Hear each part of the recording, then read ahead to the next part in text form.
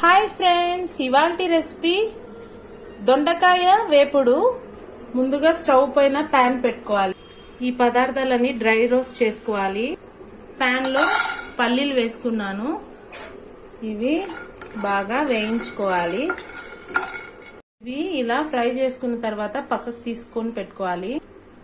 ఇందులో నువ్వులు, శనగపప్పు, జీలకర్ర, ఎండుమిర్చి వేసుకొని సిమ్ లో పెట్టుకొని డ్రై రోస్ట్ చేసుకోవాలి.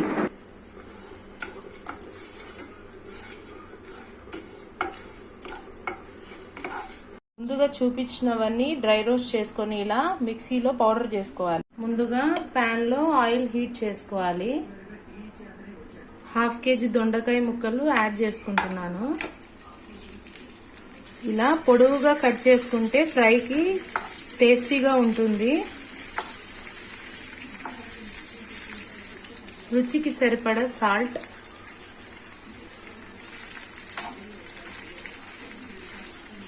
ఇందులో ఉల్లిపాయ ముక్కలు యాడ్ చేసుకోవాలి. ఇవి కాస్త బాగా ఫ్రై అవ్వాలి ఆయిల్లో. కొద్దిగా పసుపు, పచ్చగా దంచుకున్న వెల్లుల్లి, ఇవి కొద్దిగా ఫ్రై చేసుకోవాలి. ఇప్పుడు పొడి కారము వేసుకుంటున్నాను.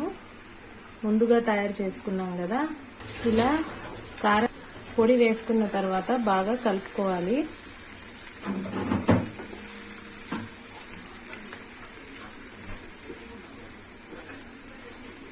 ఆల్రెడీ ఎండుమిర్చి వేసుకున్నాం కాబట్టి అడ్జస్ట్ చేసుకొని కారపొడి వేసుకోవాలి.